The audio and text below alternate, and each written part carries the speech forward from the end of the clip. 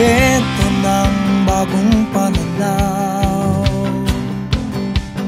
Sa produksyon, malakas ang kooperasyon.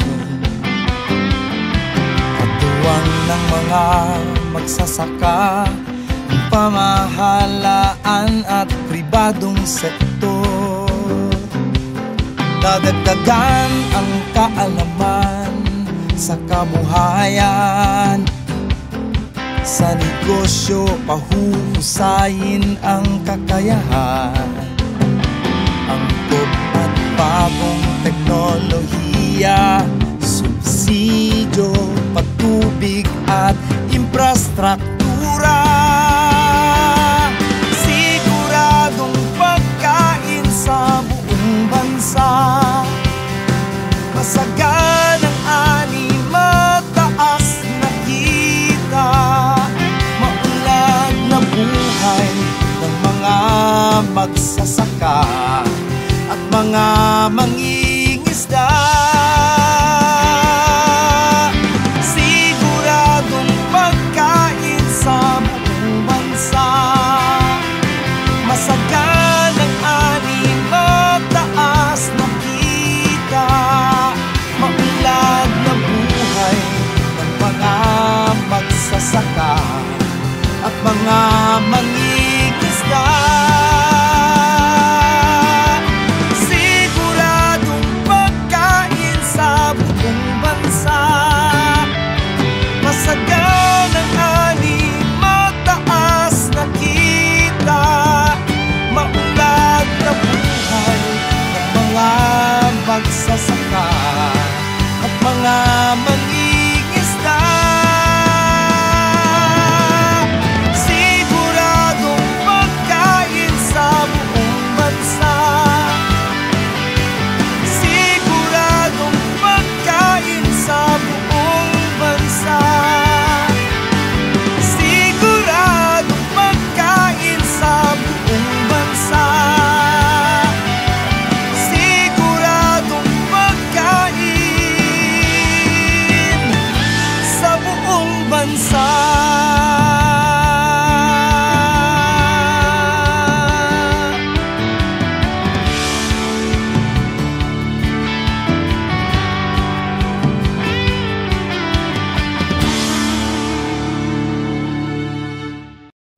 Palay Aralan sa Radyo, School on the Air program ng Department of Agriculture.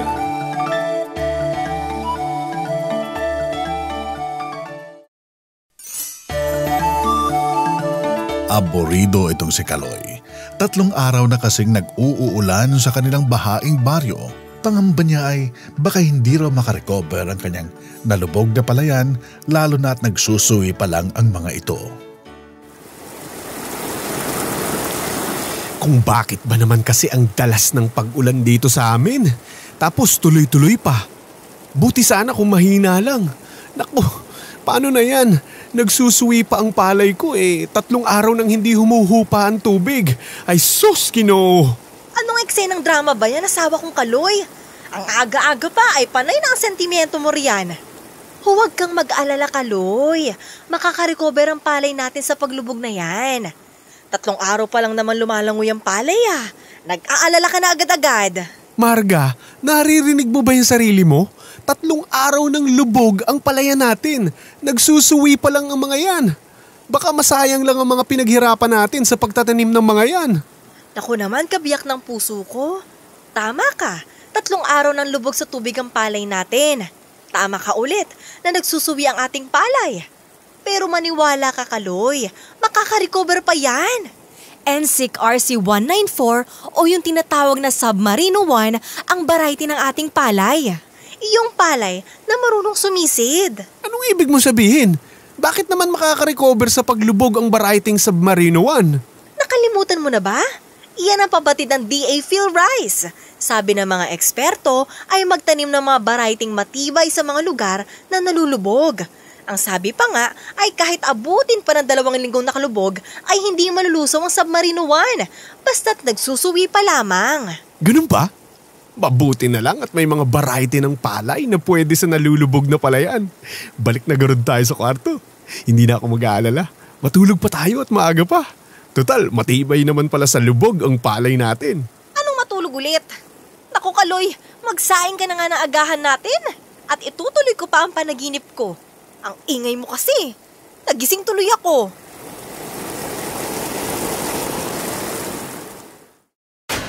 Tapatan natin ang nagbabagong klima.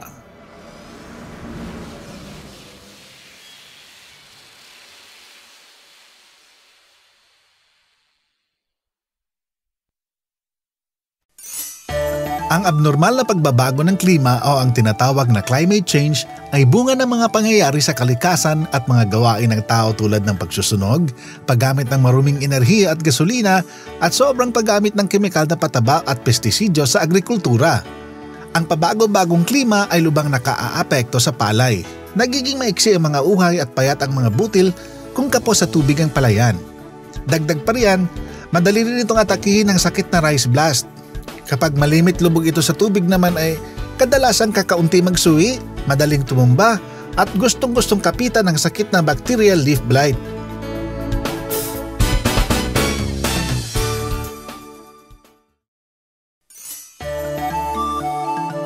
Magandang araw mga kamagsasaka.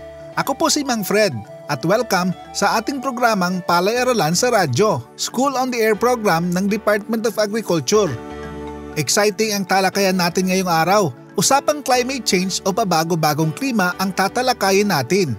Ayon sa mga eksperto, ang climate change ay ang abnormal na pagbabago ng klima sa iba't ibang parte ng daigdig. Kasali rito ang Pilipinas. Ito ay dulot ng malawakang pag-init ng mundo o global warming. Uungkatin at hihimayin natin ang mga sanhi kung bakit natin nararanasan ng climate change at ang epekto nito sa ating pagpapalayan. Malalaman natin kung may magagawa ba tayo ng makasabay sa agos ng climate change. Ano-ano ba ang mga estratehiyang pwedeng gawin ng ating mga magsasaka upang panalo pa rin sila sa kanilang pagsasaka? Makakapanayam natin ngayong araw si Dr. Ricardo Orhe. Isa po siya sa mga scientist ng PhilRice. Magandang araw po, Sir Dong. Magandang araw din, Mang Fred. At magandang araw sa lahat ng inyong tagapakinig. Sir Dong, ngayon po ay nararamdaman na natin ang napakainit na panahon at tumitindi na ang malalakas na bagyo.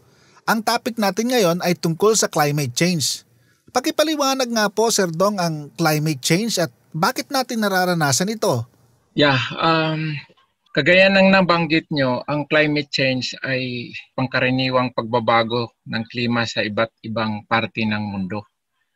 Dulot ito ng malawakang pag-init ng ating mundo o yung tinatawag na global warming. Ang ating mundo kasi ay mayroong nagbabalot na tinatawag na greenhouse gas layer. Dati nang mayroong ganyan. Ito ay nandyan upang ang temperatura ng mundo ay nasa katamtaman lang upang mabuhay ang tao, ang mga halaman, ang mga hayop. Dahil kung wala yung greenhouse gas layer ay napakalamig ng mundo. Ngunit ang nangyari ngayon ay kumapal itong layer na ito dahil na rin sa mga aktibidades ng tao. At dahil sa pagkapal nito, yung init na galing sa araw ay natatrap at hindi na maraming naiipon. At yun ang dahilan kung bakit merong pag-angat ng init sa ating mundo. At yung pag-angat ng temperatura, ito na yung dahilan kung bakit may abnormal na pagbabago ng klima. So yun po yun. Nabanggit po natin, Sir Dong, yung mga gawain ng tao na nakapagdudulot ng pag-init ng mundo. Ano-ano po bang gawain sa bukid ang nakakapagpapalala sa climate change? So, kung sa bukid, sa agriculture, lalo na ngayon at kailangan na nating mag-mechanize ng ating mga farming operations, gumagamit tayo ng mga makinarya na siyang pinapaandar gamit ang mga tinatawag nating fossil fuels, mga gasolina, crudo. So pag ito ay nasusunog o pinasok sa engine, sa makina, ang lalabas niyan ay carbon dioxide na isang uri ng greenhouse gas. So yan yun, dadagdag na naman yun sa greenhouse gas sa ating kalawakan. Isa pa yung paggamit ng mga karamihan inorganic fertilizers at saka mga pesticides. So sa paggawa ng mga fertilizers na ito, may may mga natatawag din nating emissions o greenhouse gas emissions. Pati na rin ang paggamit ng iilang mga fertilizer na pag-apply sa lupa, may mga emissions din in the form of methane or iba pang klaseng greenhouse gas. So, sa mga upland areas, sa mga magsasakang kailangan nilang magtanim, pero dating may mga puno ng kahoy, puputulin na itong mga kahoy dahil gusto nilang magkaingin at taniman ng mga mais o iba pang mga halaman. Yung pagputol ng mga kahoy ay nakadagdag din yan na dahil ang mga kahoy ay sila sana yung sumisipsip pa ng carbon dioxide na isang uri ng greenhouse gas, ngunit dahil naputol ang mga kahoy, naiibsan yung mas lalong nadagdagan yung pag-increase ng ang greenhouse gas sa kalawakan. Sa rice farming, mga rice farming practices, itong continuous flooding base sa pag-aaral ay may methane emissions din, na ang methane kasi ay isang uri din ng greenhouse gas, kaya nakapagdagdag din yan ng greenhouse gas sa ating kalawakan na siyang nagpalala ng climate change. Ganun po pala yun, Sir Dong. Pati pala yung pagtatanim natin isa pa rin pala yung pagsasaka sa pagdudulot din ng pag-init ng mundo, ano po? Ang tanong po natin, Sir Dong, may mga pamamaraan ba upang maibsan ang pahirap ng climate change? Yes, merong magagawa ang bawat isa. Unang-una dito sa mitigation part, ibig sabihin yung matigil yung pagdagdag pa ng mga greenhouse gas. So, unang-una, iwasan gumamit ng fossil fuels. Yung lalo na ngayon ay halos lahat ng mga tao ay meron ng sasakyan sa kanilang mga pamilya. Ayan, nagdadagdag talaga yan ng mga greenhouse gas. So, kung maipromote natin yung paggamit ng mga bisikleta o mga sasakyan na gumagamit ng renewable o biofuels, yon, isa yon sa mga pamamaraan. Yung magtanim ng maraming puno ng kahoy, kasi ang kahoy ay nagsisipsip ng carbon dioxide, yan, nakakatulong din yon. Yan yun sa part ng mitigation. Dito naman sa kung paano natin malabanan itong mga epekto na nandyan na, halimbawa tagtuyo, tag-ulan, lalakas na bagyo, ay kailangan talaga nating mag-adapt, kailangan nating mag-adjust. So, may mga teknolohiya ngayon makakatulong upang maibsan ang mga pagpahirap ng climate change. Ang isa pa, gawing mas productive ang mga practices natin sa bukid. Halimbawa, kung kinakailangang i-maximize pa ang gamit ng lupa at kung ano pang mga ibang mga income generating activities na magagawa upang magkaroon ng mga sapat na income na makapag-response pa. Marami tayong options to respond dito sa climate change. Mayroon po palang tinatawag na mitigation sa adaptation, ano po? Sir Dong, ano-ano po yung maaaring gawin para mapagaan ang hindi po kanais-nais na epekto ng climate change? Dito para sa ating mga magsasaka, ang number one talaga naming na-advocate yung mag-diversify ng mga farming activities. Huwag lang magpalay, kundi gamitin yung mga ibang space sa kanilang bukid para taniman ng ibang crops o anumang mga activities na para magkaroon sila ng iba pang sources ng income.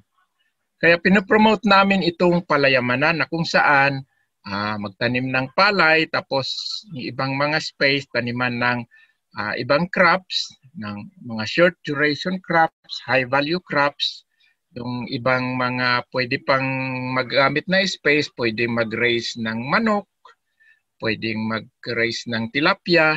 Yung mga byproducts ay magagamit natin upang mabawasan yung mga gastusin sa bukid. Halimbawa, yung rice straw natin, after maani ang palay ay magagamit natin sa mushroom production na siyang dagdag kakitaan din.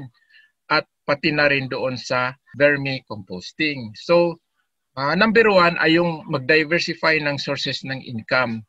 Pangalawa, i-maximize yung income na ma-generate per unit space sa area. Halimbawa, kung pwede tayo mag-process, kung pwede sa halip na raw product ang ibenta natin, baka pwede pa siyang i-process para mas mataas ang kanyang value o yung tinatawag na value adding technologies pwede natin ma-apply sa ating mga operations sa bukid.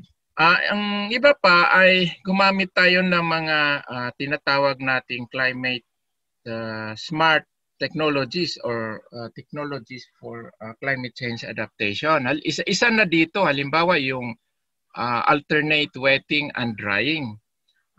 Ang palay ay napaka mahilig sa tubig. Gusto niya palaging maraming tubig. Pero base sa pag-aaral, hindi kailangang palaging babad ng tubig ang bukid. So pwedeng may alternate wetting and drying na tinatawag at ito ay nakakabawas ng pangangailangan ng tubig lalo na sa panahon ng tagtuyo na kung saan ay limitado ang supply ng tubig. Ang isa pa, gumamit ng mga teknolohiya na nag-address ng mga specific na concern sa climate change, mga hazards. Halimbawa, panahon ng matinding tagtuyo, maaring hindi na pwedeng magtanim ng palay dahil magastos sa tubig, kundi magtanim na lang ng ibang crops, high-value crops or short-duration crops, mga vegetables. Dito, maraming mga teknolohiya gaya ng mga efficient irrigation system, drip irrigation system na magamit natin upang ma-maximize yung gamit ng tubig na napakalimitado ang supply sa mga ganong sitwasyon. So may mga teknolohiya po tayong magagamit upang mapagaan ang mga di ka nais na epekto ng climate change. Ayun, napakarami po pala ng pwedeng gawin. Doon pa lang po tayo sa pagpapalay, Sir Dong. Iyon pong nabanggit natin kanina, syempre sa pagpapalay usapan natin. May mga variety po ba ng palay na pwede nating sabihin na matatag sa climate change, Sir Dong? Ay, opo, Mang Fred. May mga varieties tayo na matatawag nating matatag. Malawak lang itong climate change. Saklaw natin yung tagtuyo, matinding tag-ulan. So, sa mga panahon na limitado ang supply ng tubig o yung tagtuyo o matinding tagtuyo, meron tayong mga tinatawag na drought resistant na rice varieties. Sa mga panahon naman na tuloy-tuloy ang tag-ulan na hahantong doon sa pagbaha ng mga palayan, meron na rin tayong mga varieties na na-develop na water submergent tolerant varieties. Ibig sabihin, kung nasa vegetative stage pa sila, kahit sila malubog ng tubig ng ilang araw, pagbalik noon, makapag-recover pa sila na walang decrease ng ani nila. Meron ding saline-tolerant rice varieties.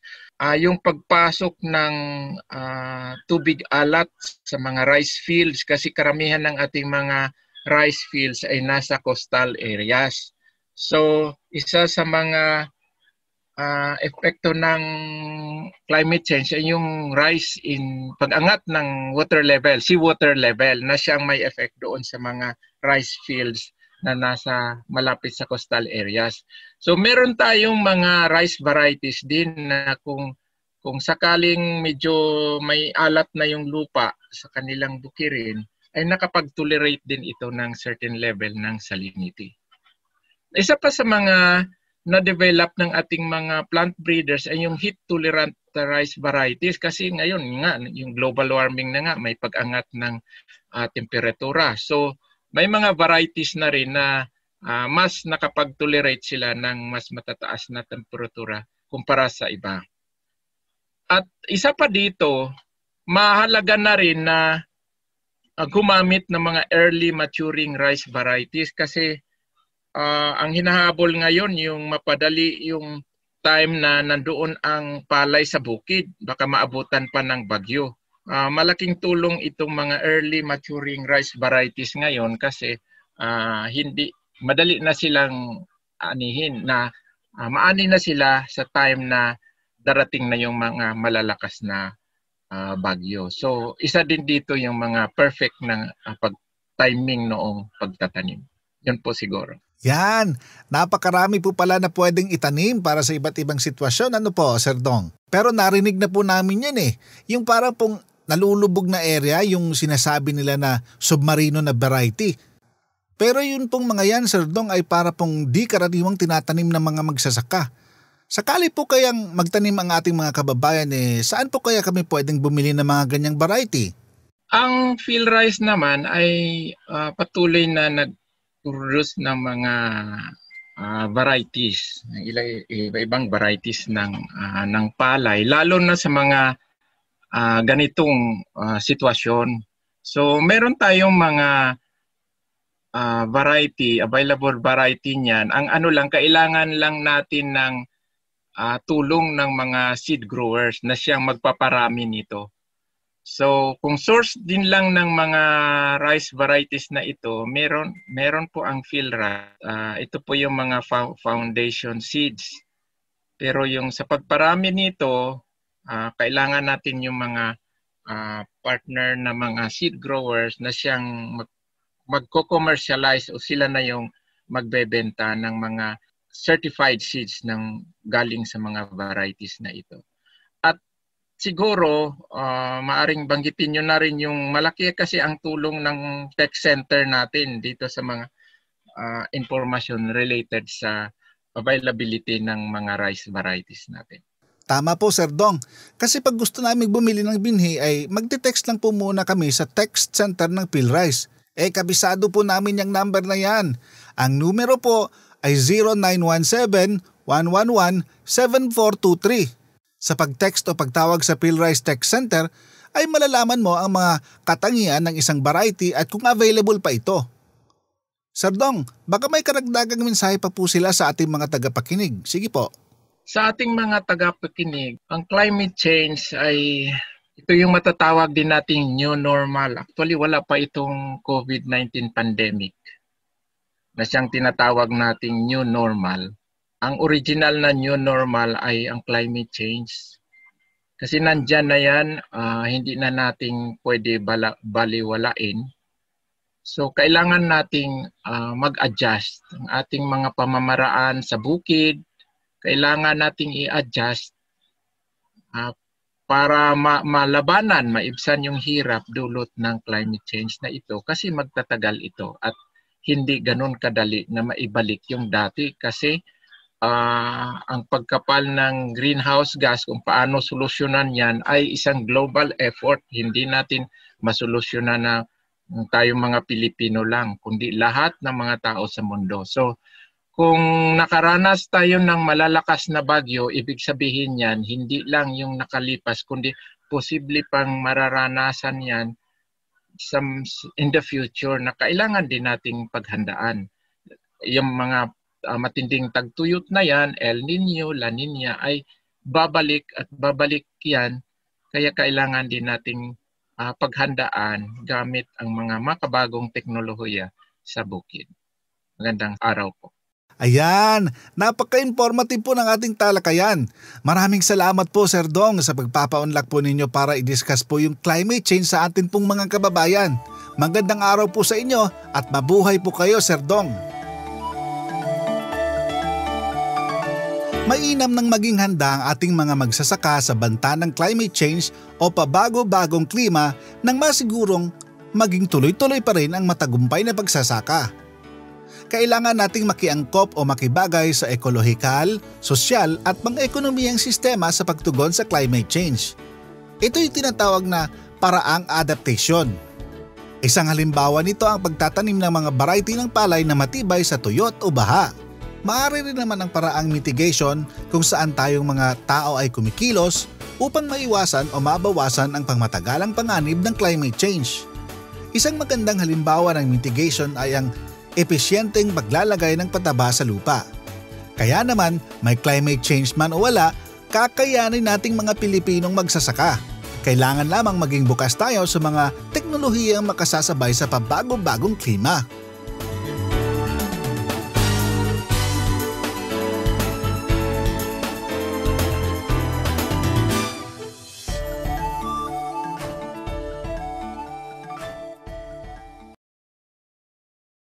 Palay Tanong.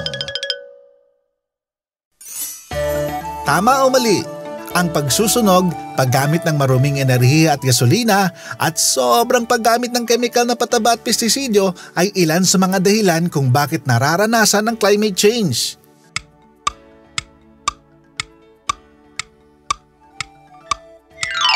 Sagot? Tama! Palay Kaalaman. Bukod sa maaksaya ang paglalagay ng sobra-sobrang nitroheno sa palayan, alam mo bang ito ay naglalabas din ng nitrous oxide, isang uri ng greenhouse gas?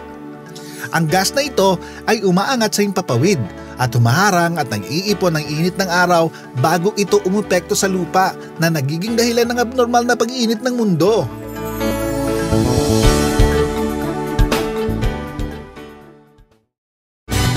Para sa karagdagang impormasyon sa pagpapalayan, mag-text o tumawag sa DA PhilRice Text Center bilang 0917-111-7423. I-like din ang DA PhilRice at Department of Agriculture Facebook pages nang updated ka sa usaping pagpapalayan.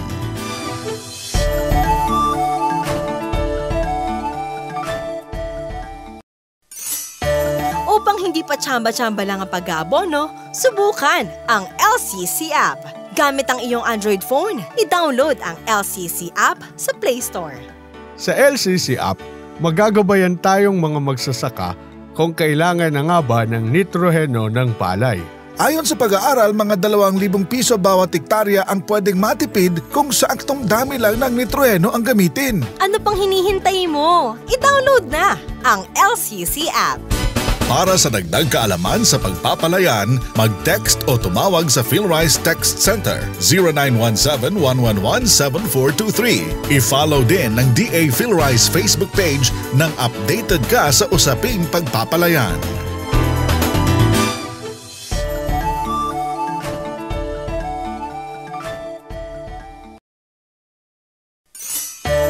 San balakad, Karding? Sa bayan lang, magwi-withdraw sa bangko. Karding naman, wala tayong bangko sa kabilang bayan. Ayan lang sa tapat ang bangko natin. San ka ba talaga pupunta, Karding? Pupunta nga ako sa bayan, kulit eh. Makiki-internet, bangko ng kaalaman ang sinasabi ko. Pinoy Rice Knowledge Bank sa www.pinoyrice.com. Sa Pinoy Rice Knowledge Bank, pwede ngang mag-withdraw ng mga videos, babasahin, audio clips at PowerPoint presentations tungkol sa pagpapalayan. Bisitahin ang www.pinoyrice.com.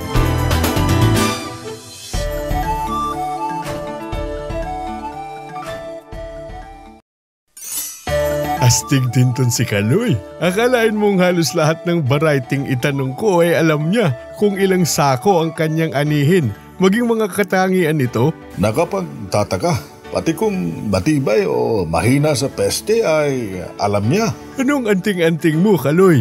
Wala akong anting-anting, lalong wala akong himala. Binhing Palay app lang yan. Libreng nada-download yan sa Play Store. Mag-download ng Binhing Palay app. Tandaan, hindi kailangang mamahaling smartphone ang gamit sa Binhing Palay app. 1 minuto lang, may mapagkakatiwalaang impormasyon ka na tungkol sa mga variety ng palay. Download na ng Binhing Palay app. Para sa karagdagang impormasyon sa pagpapalayan, mag-text o tumawag sa PhilRice Text Center 0917-111-7423. I-follow din ang PhilRice Facebook page nang updated ka sa usaping pagpapalayan.